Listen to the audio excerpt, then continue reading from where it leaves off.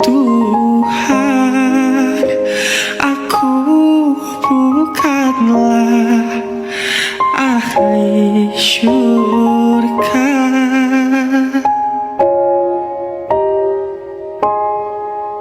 juga tak mampu menahan siksa neraka.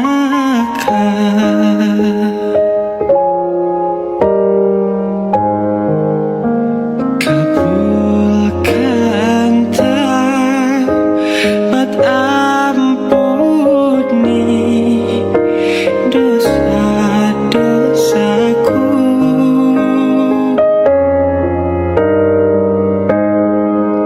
Hanyalah Engkau pengampun dosa hamba-Mu.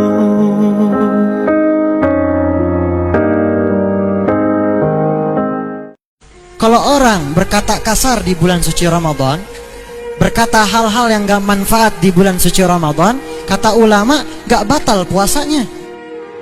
Tapi yang menjadi poin terpenting adalah apa? Ketika ia berkata hal-hal yang gak manfaat, ia mengatakan hal-hal yang gak baik, berkata kasar, pahalanya bisa berkurang.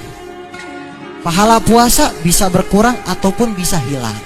Makanya kata Nabi dulu dalam hadisnya, beliau katakan, berapa banyak dari umatku mereka itu berpuasa, tapi yang mereka dapatkan itu cuma nahan lapar dan haus saja, gak dapat yang namanya pahala puasa.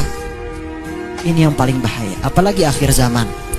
Sehebat apapun kau berlari mengejar rezeki, jika itu bukan milikmu, ia tak akan singgah. Dan setertatih apapun langkahmu, jika itu ditakdirkan untukmu, ia akan datang tanpa dipaksa. Tugasmu bukan mengejar sampai lupa diri, tapi berusaha dengan jujur. Lalu percaya bahwa Allah tak pernah salah memberi dan tak pernah tertukar dalam membagi rezeki pada kita.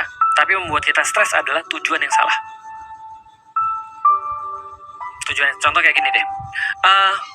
Kalau ada orang berpikiran bahwasanya ketika dia kerja itu untuk nyari uang, maka dia akan kecewa ketika yang dia dapatkan tidak sama seperti yang dia harapkan. Nah, maka tujuan dia adalah uang. Padahal pertanyaannya, bagaimana Allah menganggap kerja? Allah nggak bilang kerja itu untuk cari duit, tapi kerja bagi Allah adalah untuk bersyukur. Makanya Allah bilang begini dalam Al-Quran, I'malu ala Dauda syukron wa qalilan min ibadiyah syakur. Bekerjalah wahai Daud agar engkau bersyukur, dan sedikit sekali hambaku yang mau bersyukur kepadaku. Pertanyaannya, Daud ini siapa? Daud ini raja. Dia punya seluruh kerajaan tuh punya dia semua. Seluruh, nggak sebatas Solo doang nih, semuanya nih. Jadi semuanya tuh punya dia. Dia nggak kerja mas, nggak apa-apa mas. Dia nggak kerja, tapi Allah bilang kerja supaya itu tanda syukurmu. Karena kalau kamu sudah dikasih tangan, sudah dikasih otak, sudah dikasih segala macam, kamu nggak memanfaatkan, berarti kamu nggak bersyukur. Berarti kerjamu untuk bersyukur. Berarti kerja bukan untuk nyari rezeki. Berarti kerja untuk bersyukur. Pertanyaannya, kalau gitu rezeki dapat dari mana? Rezeki dapat dari Allah. Dan tidak ada hubungannya dengan kerja. Karena kalau ada hubungan antara kerja dengan rezeki, maka orang yang kerja lebih besar, atau lebih berat, atau lebih keras, atau lebih lama, akan dapat rezeki lebih banyak. Itu kan kausalitasnya begitu kan ya. Nah, karena itu dia kecewa tuh. Karena dia pikir kausalitas kerja adalah rezeki. Padahal rezeki itu sudah dari dulu begitu. Problemnya adalah aku juga nggak mau orang sampai malas. Karena orang malas akan mengatakan bahwasanya ya memang sudah segini, padahal dia bisa lebih. Maka orang Islam, pertama, dia nggak ngaitin antara kerja sama rezeki. Karena rezeki datang Allah, maka dia akan bersyukur sebanyak-banyaknya. Karena dia tahu dia bersyukur sebanyak-banyaknya, maka dia akan dapat apa yang diinginkan dari kerja itu, yaitu adalah kebaikan yang Allah kasih kepada dia melalui syukurnya dia. Sementara rezeki dia sudah tahu Allah tidak akan mungkin matiin dia kecuali rezekinya udah selesai. Apa yang dikatakan Nabi ketika dia dalam keadaan penyakit yang tidak sembuh? Nabi Ayub tidak meminta. Nabi Ayub hanya mengatakan, Rabbi anni massaniyad durru wa anta arhamur rahimin. Rabbi ya Tuhanku, anni sesungguhnya aku, massaniyad durru, aku kena penyakit ya Allah. Wa anta arhamur rahimin, engkau maha kasih dan sayang. Per kata, per huruf kita analisa, enggak ada sekalipun dia minta. Dia tidak ada mengeluh, dia tidak mengatakan aku sakit, sembuhkan aku, sehatkan aku Nabi, kenapa aku sakit? Enggak ada. Dia tidak komplain. Dia hanya cerita, Rabbi ya Tuhan, anni aku, masaniyad-dur, aku kena penyakit ya Allah. Wa anta arhamur rahimin, dan engkau maha kasih dan sayang di antara semua yang penyayang. Dia hanya meminta dengan kelembutan kepada Allah Subhanahu wa ta'ala. Jangan dengan guru hormat, dengan orang lain hormat, sama orang tua kurang ajar, jangan. Ya, tak ada orang yang sayang kepada kalian seperti sayangnya orang tua itu, tidak ada. Kalian akan merasakan nanti kalau sudah wafat orang tua kalian. Cari manusia dari ujung barat sampai ujung timur, siapa yang sayang kepada orang kalian seperti sayangnya orang tua, tidak akan kalian dapatkan. Mumpung masih ada. Dan mungkin sebagian kita ada yang sudah meninggal, orang tuanya, baik ayahnya atau ibunya, didoakan, mintakan kepada Allah, ya Allah, angkat ya Allah segala macam azab daripada kuburan orang tuaku. Berikan ya Allah rahmat yang seluas-luasnya kepada kuburan orang tuaku. Ampuni ya Allah semua dosa orang tuaku.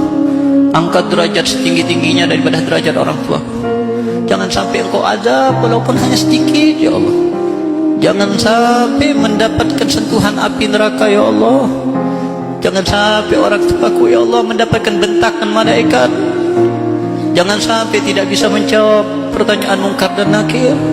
Jangan sampai mendapatkan azab di kuburannya, bahkan apalagi naudzubillah di neraka Allah Subhanahu wa taala. Selamatkan dari itu semua ya Allah. Doakan dengan Fatihah, doakan dengan tahlil, doakan dengan ziarah kubur. Jangan dilupakan orang tua kalian, walaupun sudah meninggal kalian tetap bisa berbakti kepada mereka.